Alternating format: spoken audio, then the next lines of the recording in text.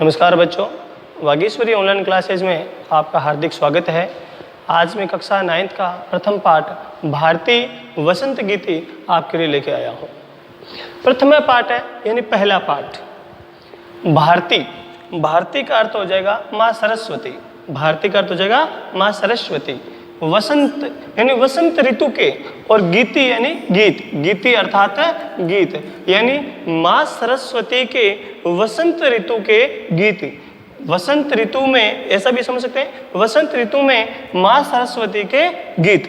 आइए इनकी शुरुआती पंक्तियों के बारे में हम लोग अच्छे प्रकार से पढ़ें। अयम पाठ है, यह पाठ। अयम का अर्थ होता है यह। पाठ है यानी पाठ, यह पाठ आधुनिक संस्कृत कवि, ये कवि है, षष्ठी का एक वचन है। यह पाठ आधुनिक संस्कृत कवि पंडित जानकी वल्लभ शास्त्री के द्वारा काकली इति गीत संग्रह से, संग्रह से संकलितो अस्तिनि लिया गया है। यह पाठ है वो आधुनिक संस्कृत कवि पंडित जानकी वल्लभ शास्त्री के द्वारा काकली ऐसे गीत संग्रह से लिया गया है। प्रकृति के सौंदर्यता को, सौंदर्य में प्रकृति के पंचमी षष्ठी एक वचन है। प्रकृति के सुंदरता को, सौंदर्य द्वितीय एक वचन है। प्रकृति के सुंदरता को देख करके ही, अवलोके देख करके ही सरस्वती ने सरस्वती के वीणा यानी वीणा की मधुर झंकृत यानी मधुर झंकार प्रभवित शक्ति उत्पन्न हो सकती है। अर्थात प्रकृति के सुंदरता को देख करके ही सरस्वती के वीणा की मधुर झंकार उत्पन्न हो सकती है।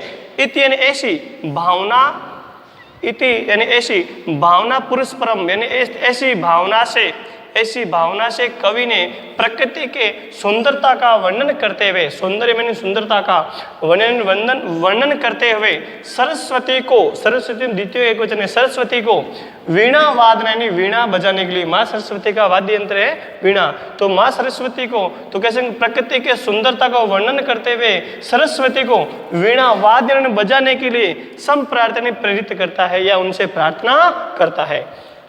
आगे हम लोग इसका सबसे पहला पैराग्राफ पढ़ते हैं, ध्यान देना। निनादे, निनादे का अर्थ होता है बजाओ। निनादे अर्थ होता है बजाओ। नवीन, नवीन यानी नई। निनादे का अर्थ होता है बजाओ। ध्यान देना, इसमें प्रत्येक शब्दों का अर्थ बता रहा हूं। पहले तो सबसे पहले उच्चारण भी अपने को आने चाहिए। यहां जो सबसे पहले दे रहा है निनादे, निनादे नवीना मय वाणी वीणा। प्रत्येक शब्दों का बता रहा हूं। निनादे का अर्थ होता है बजाओ। नवीना प्लस अय, यहाँ दो शब्द है, नवीनाम प्लस अय। अय का अर्थ होता है नवीनाम, म के अंदर अ है, तो नवीना में नवीन अयन है। वाणी यानी हे सरस्वती, वाणी का अर्थ होता है हे सरस्वती, हे सुर भारती। और वीणा यानी वीणा को, वीणाम अर्थात है वीणा को। तो पहली पंक्ति का अर्थ हो जाएगा हे माँ सरस्वती, हे माँ सरस्वती आप नवीन वीणा को बजाओ। हे माँ सरस्वती आप नवीन वीणा को, नई वीणा को बजाइए। मृदु का अर्थ होता है कोमल। मृदु गाय गीतिम ललित नीति लीनाम।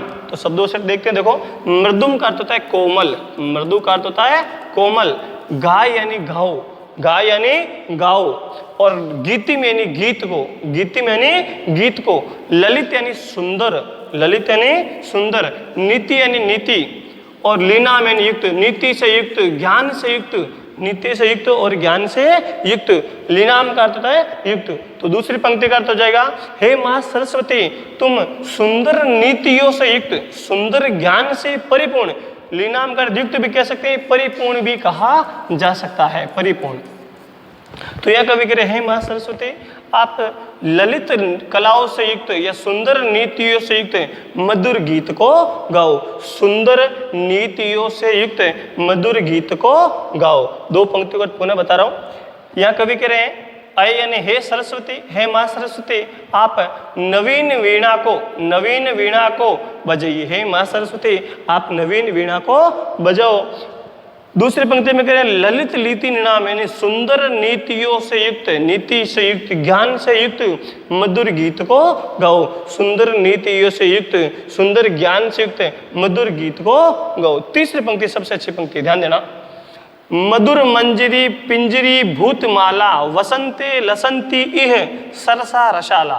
ध्यान देना, शब्दों का बता रहा हूं। मधुर यानी मधुर या मीठे, मंजरी, मंजरी कहते हैं आम के लगने से पूर्व, जो आम के लगने से पूर्व, आम्र पुष्प कह सकते हैं इसे, आम पुष्प कह सकते हैं, आम मंजरी कह सकते हैं कि आम के लगने से पूर्व जो फूल होते हैं उन्हें मंजरी कहा जाता है। तो मधुर मंजरी, मधुर मंजरी यानी आम पुष्प या मंजरी, पिंजरी यानी पीले, पीले रंग की, पिंजरी यानी पीले रंग की, और भूत यानी हो गई है, भूत यानी हो गई है।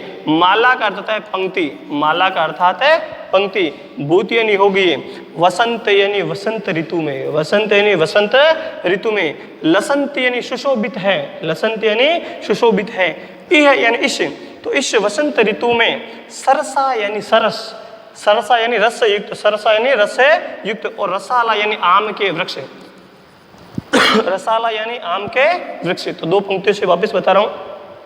यह कवि कह रहे हैं इस वसंत ऋतु में, इस कहां से शब्द है देखो, या इह लिखा है, तो इस वसंत ऋतु में, इस वसंत ऋतु में आम की, इस वसंत ऋतु में मधुर मंजरी, इस वसंत ऋतु में मधुर मंजरी है वो पीले रंग की होगी है, इस वसंत ऋतु में मधुर मंजरी है वो पीले रंग की होगी है, और आम के जो, और सरस आम के वृक्ष हैं उनकी पंक्तियां वो अत्यधिक सुशोभित लग रही है। इस वसंत ऋतु में आम की मंजरी है वो पीले रंग की हो गई है, इस वसंत ऋतु में आम की मंजरी है वो पीले रंग की हो गई है, और रस युक्त आम के वृक्ष हैं, रस युक्त आम के वृक्षों की पंक्तियां हैं, वृक्षों की पंक्तियां हैं वो अत्यधिक सुशोभित लग रही है।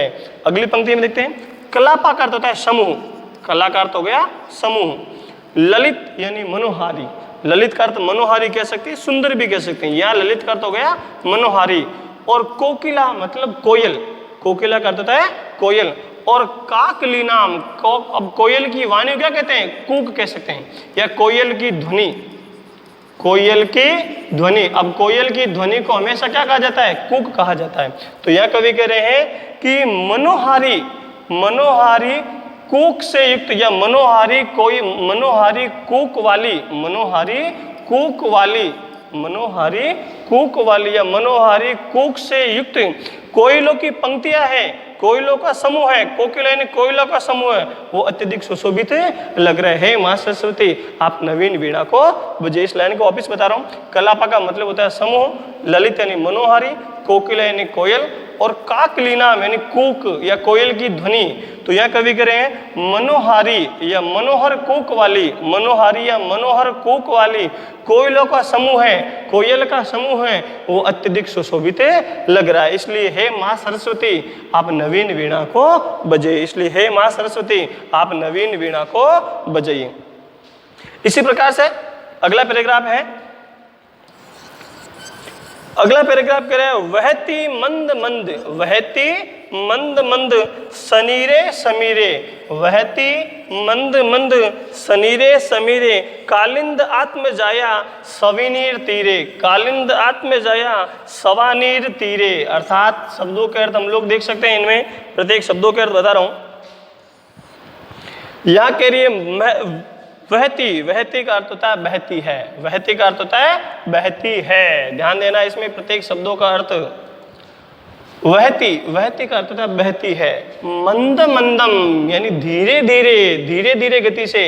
सनीरे यानी जल से युक्त, नीर का अर्थ होता है जल, जल से युक्त, सनीरे अर्थात जल से युक्त। समीरे यानी हवा, समीरे यानी हवा, और समीरे सप्तमी विभक्ति तो हवा में।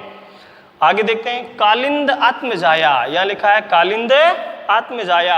कालिंद आत्मजाया होता है यमुना नदी, कालिंद आत्मजाया का अर्थ होता है यमुना नदी। कालिंद आत्मजाया यानी यमुना नदी,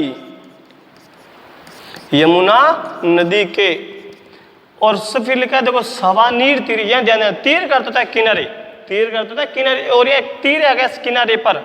तो यह सवानी का अर्थ क्या होता है, तो यहाँ कह सकते हैं वेतस लताओं से युक्त या वेतस लताओं से घिरे हुए तट पर, वेतस लताओं से घिरे हुए तट पर, तट पर कह सकते हैं, किनारे पर कह सकते हैं। वेतस अर्थात बेंत की लताएं, बेंत की जो यमुना नदी के किनारे बेंत की लताई है, वेतस लताई कह सकते हैं।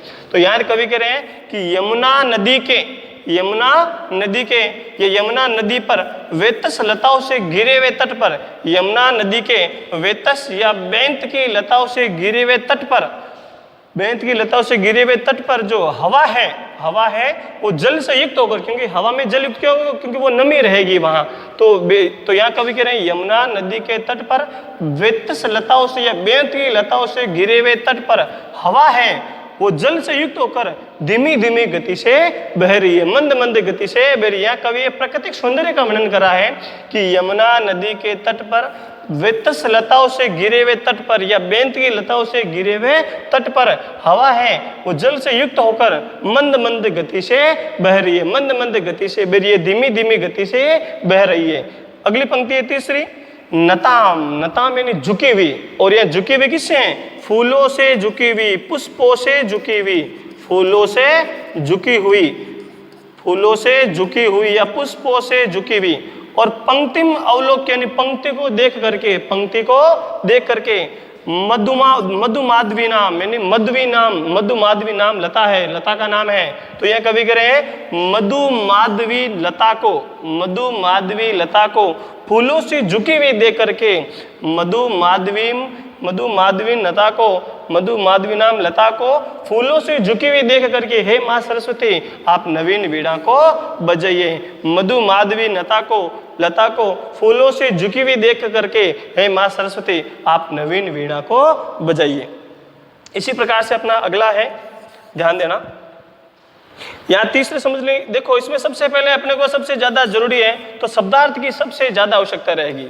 शब्दार्थ अच्छी प्रकार से याद है तो इन श्लोकों को याद करने में कोई दुविधा नहीं रहेगी, इसलिए जो शब्दार्थ लिखे हैं उन्हें आप अच्छी प्रकार से देखें।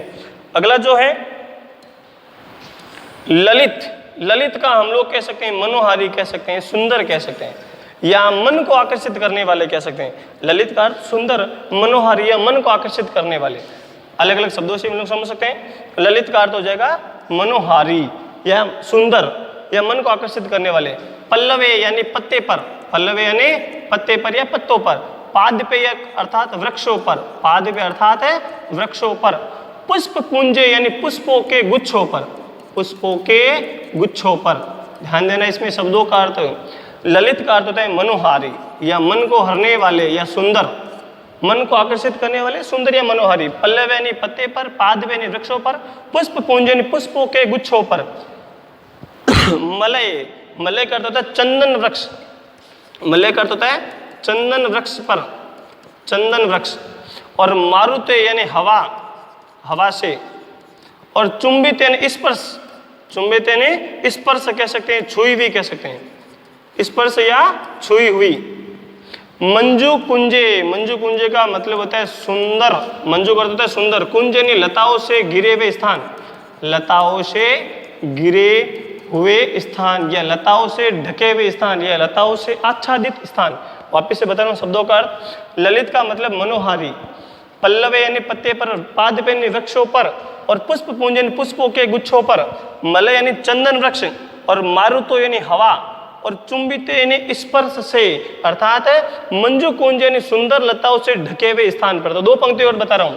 यहाँ कवि कह रहे हैं कि चंदन वृक्ष की हवा से, चंदन वृक्ष के हवा से स्पर्श की हुई, चंदन वृक्ष के हवा से स्पर्श की हुई, चंदन वृक्ष की हवा से स्पर्श की हुई मनोहारी पत्ते पर या मन को आकर्षित करने वाले पत्तों पर, वृक्षों पर, पुष्पों के गुच्छों पर, और सुंदर लताओं से घिरे हुए या सुंदर लताओं से ढके हुए स्थानों पर।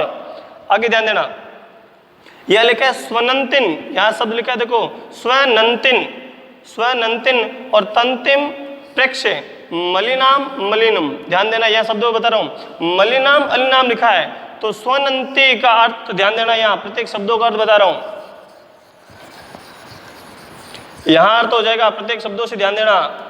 यह पहले लिखा है देखो मलिनाम मतलब काले, मलिनाम मतलब मलिन यानी गंदे या काले, और मैं लिखा है अलिनाम यानी भंवरे। और स्वनंतिम यानी गुंजार करते हुए, ध्वनि करते हुए, स्वनंतिम यानी गुंजार करते हुए, और तंतिम यानी पंक्ति को, पंक्ति मैंने पंक्ति को, प्रेक्ष यानी देख करके, प्रेक्ष यानी देखो करके, प्रेक्ष कर देख करके। तो यहाँ लास्ट पंक्ति वापस बता रहा हूँ, फिर पूरे का साथ बता रहा हूँ। यहाँ कवि कह रहे हैं कि काले काले भंवरों की, काले काले भंवरों की गुंजार करती हुई पंक्ति को देख करके, काले भंवरे की गुंजार, काले शब्द कहाँ से है, मलिनाम लिखा है, देखो मलिनाम यानी काले, काले भंवरे की गुंजार करती हुई, ध्वनि करती हुई पंक्ति को देख करके हे माँ सरस्वती आप नवीन वीणा को बजाइए। पूरे पैराग्राफ का अर्थ हो जाएगा, ध्यान देना।